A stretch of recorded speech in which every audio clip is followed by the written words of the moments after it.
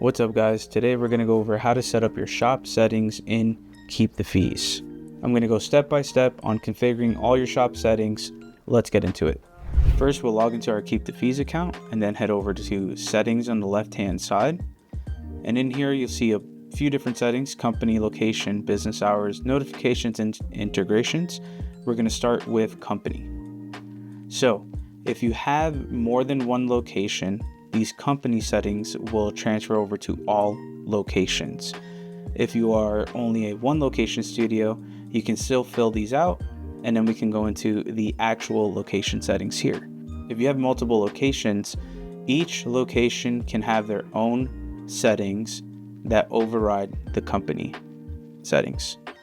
So we're going to start with company. We're going to go to information. So we're going to fill out the company name, which for me is Golden Sparrow. And here you can go ahead and change the logo right here. So we'll change the logo. All right, and then we can go ahead and crop in if we need to. Done cropping. There you go. And it'll appear right here. Next, we're going to go into business settings. So use logo in emails. So that means the logo will appear in the email. Any email sent out to clients, it will appear at the top portion. So go ahead and turn that on. Here you can change the email color theme, and you can even type in the hex code here if you have a specific color to your brand. So I'll go ahead and change that over, and we're going to go for red. Retainer terminology, change between deposit and retainer. So depending on your state, if you need to refer to deposits as retainer, you can click that here, but we'll leave it as deposit. Allow minor consent. So at my shop, we do allow minors to get tattooed with us because we're in a state that allows it. So I'm going to turn that on. And the minimum age requirement for any service is going to be 15. This also goes for piercings as well. Deposit disclaimer. So this message here is very, very important. So ensure your deposit disclaimer has everything that has to do with your deposits, whether it's non-refundable, whether it's non-transferable, when it's secured. This is going to be extremely helpful if you ever get a chargeback, because this is always sent out and clients fully understand that their deposit is non-refundable and all that good stuff. So I'm going to put in the deposit disclaimer here. And here, if you have a minimum deposit amount, you can put it here. And in my shop, it is $50. So from here, we'll move into taxes. So if your state requires product sales tax, service sales tax, deposit sales tax, you can add that in here. Forms, autofill ID on consent forms. We're going to have that off because in my state, we need to have a new picture of an ID upon each visit. If your state doesn't allow, if your state allows just a one-time ID, you can turn it on, but we'll leave that off. This section here is for kiosk mode. Here we'll set it to 10 minutes. So meaning after 10 minutes of inactivity, the system will go ahead and go into kiosk mode. Tip presets. Here you can change these up to whatever you feel like. I'm going to leave it as is. And notifications, email on new appointment. This will send an email to your shop's email address when a new appointment is scheduled. And we're going to go ahead and turn that on. And then we're going to hit save. From here, we're going to operational settings. These are settings that handle the day-to-day operations. Minimum booking notice is how soon a client can book with you. So for us, we're going to do days, and we're going to do at minimum 3 days. And maximum is how far out someone is allowed to book with you. And for us, we'll do 30 days. And again, pick and choose. If you don't have anything set, then clients can book on very short notice or can book you out a year out if they want to. So highly recommend setting those. So now we're going to go to the calendar settings. Send calendar invite email. Recommend having this turned on. This will send an email to the client where they can subscribe to the calendar, meaning any changes or anything that happens on the appointment, it will automatically get updated in their Apple Calendar or Google Calendar. And you can CC the artist on this calendar invite if you'd like, or CC the shop on the calendar invite. meaning they will be CC'd on those emails going out.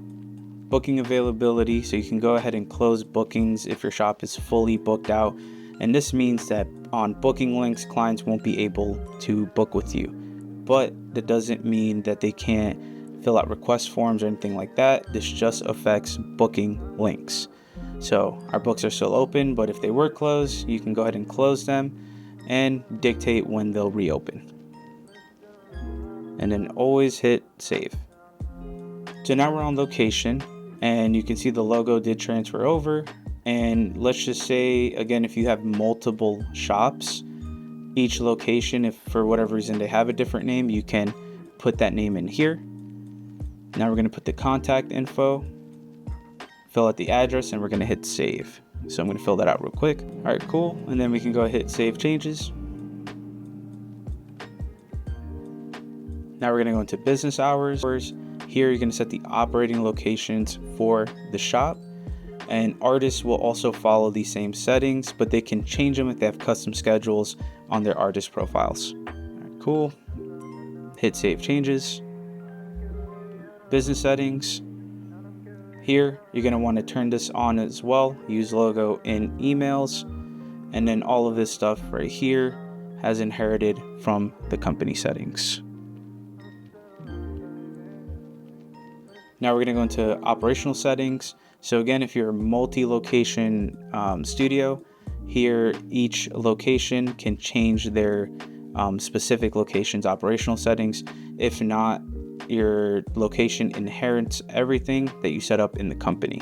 So if you're a single location, if you fill out all the company stuff and go to location here, you won't really need to touch anything. Here we have the notification settings.